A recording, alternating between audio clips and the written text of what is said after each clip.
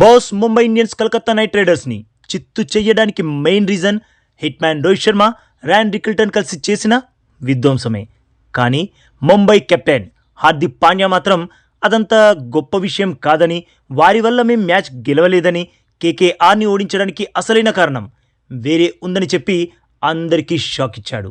పైగా కేకేఆర్ ఇచ్చిన 220 టార్గెట్ అసలు బిగ్ టార్గెట్ కానే కాదని బాంబ్ పేల్చేశాడు. అంతేకాదు శార్దుల్ ఠాకూర్కి నీ కెరీర్ అంతం ఇక్కడే అని ఎందుకన్నాడు, డికాక్ని కాదని రికల్టన్కి ఎందుకు ఛాన్స్ ఇచ్చారో, ఇంకా చాలా చాలా విషయాలు ప్రెజెంటేషన్ సెరమనీలో మాట్లాడాడు. తనేం మాట్లాడాడో తెలుసుకునే ముందు ఫస్ట్ ఈ మ్యాచ్లోని కీ మూమెంట్స్పై ఓ లుక్కేసేద్దాం. టాస్ ఓడి బ్యాటింగ్కి దిగిన కేకేఆర్కి మెరుపు స్టార్ట్ ఇచ్చారు కెప్టెన్ అజింక్య రహానే, ఇంకా ఫెన్ అలెన్. రహానే 67 పరుగులతో భారీ స్కోర్ చేసిన ఫెన్ అలెన్ తుఫాన్ వేగంతో 17 బంతుల్లోనే 37 రన్స్ దంచేశాడు. నెక్స్ట్ రఘువంశీ కూడా హాఫ్ సెంచరీతో చెలరేగాడు. ఇక రింకు సింగ్ 33 పరుగులతో నాట్అవుట్గా ఉండి కలకత్తా స్కోర్ని 220 వరకు చేర్చాడు. ఇక 221 పరుగుల టార్గెట్తో బరిలోకి దిగిన Mumbai Indians openers Rohit Sharma, Ryan Rickelton తమ బౌండరీల మూతతో వాంకడేని వణికించేంత విధ్వంసం చేశారు.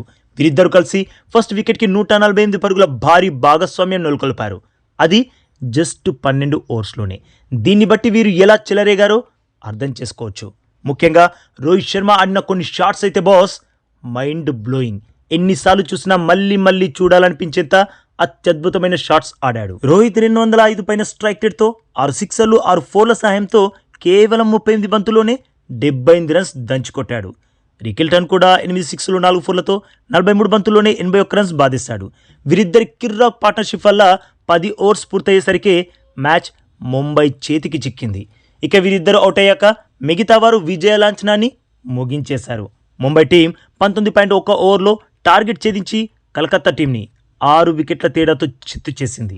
ఆ తర్వాత ఈ గెలుపుకు గల అసలు కారణాల గురించి ముంబై కెప్టెన్ హార్దిక్ పాండ్యా మాట్లాడుతూ 13 సంవత్సరాల తర్వాత మేము ఐపీఎల్లో ఫస్ట్ మ్యాచ్లో విజయం సాధించాం.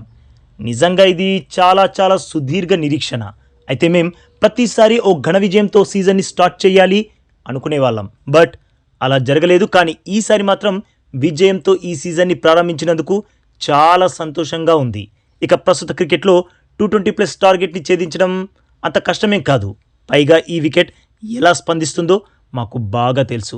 ఫస్ట్ మా బౌలర్స్ని అయితే అభినందించాలి. ఎందుకంటే వారు కలకత్తా టీంని 240-250 స్కోర్ వరకు వెళ్ళనివ్వలేదు. ఒకవేళ కేకేఆర్ ఆ 20-30 రన్స్ ఎక్స్ట్రా చేసుంటే మాత్రం నిజంగా మేం గెలవడం చాలా కష్టమయ్యేది. వాంకడేలో 220 స్కోర్ ఛేదించడం అంత గొప్ప విషయమేం కాదు. అది చెయ్యగల టార్గెటే అన్నాడు హార్దిక్ పాండ్యా. ఈ మాటలు విన్నాక రోహిత్ రికల్టన్ సూపర్ బ్యాటింగ్ పర్ఫార్మెన్స్ని ఏమైనా కొంచెం తక్కువ చేసి మాట్లాడా అనిపించింది. బట్ ఆ తర్వాత హార్దిక్ రోహిత్ శర్మ, రికల్టన్ బ్యాటింగ్ విధ్వంసాన్ని కూడా చాలా అభినందించాడు. లాస్ట్ ఇయర్ కూడా రికల్టన్ సూపర్గా ఆడాడు. అందుకే డికాక్ని కాదని రికల్టన్కి అవకాశం ఇచ్చాం. ప్లేయర్స్ని బ్యాక్ చేస్తున్నాం అన్న విషయాన్ని డికాక్ అర్థం చేసుకున్నాడు. ఇక మా ఈ డిసిషన్ వర్కౌట్ అయినందుకు చాలా సంతోషంగా ఉంది.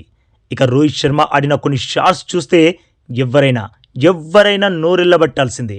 తన ఆట అత్యుత్తమం, అమోఘం అని పొగిడాడు హార్దిక్. ఇక శార్దుల్ ఠాకూర్ గురించి మాట్లాడుతూ తను ఈరోజు చాలా మంచి ప్రదర్శన చేశాడు. యాక్చువల్గా తను టీంలోకి రాగానే తనకు నేను చెప్పింది ఒకటే, ఇక ఫ్రాంచైజీలు మారడం చాలు, నీ కెరీర్ ముగిసేదాకా ఇక ముంబై ఇండియన్స్తోనే ఉండాలి అన్నాను.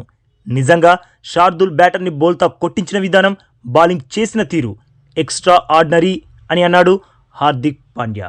మరి బాస్ హార్దిక్ అయితే కలకత్తాను ఓడించడానికి మెయిన్ రీజన్ బౌలర్సే అన్నాడు. మరి మీ ఒపీనియన్ ఏంటి? Rohit Rickelton partnership main reason కాదంటారా? మీ ఒపీనియన్ని తప్పకుండా కామెంట్ చేసి చెప్పండి బాస్. అలాగే ఈ వీడియోకి ఒక్క లైక్ కొట్టి మన ఛానల్ని ప్లీజ్ సబ్స్క్రైబ్ చేసేసుకోవచ్చుగా బాస్. ఇక ఈ వీడియో చూసినందుకైతే మీ అందరికీ దిల్సే థ్యాంక్ యూ బాస్.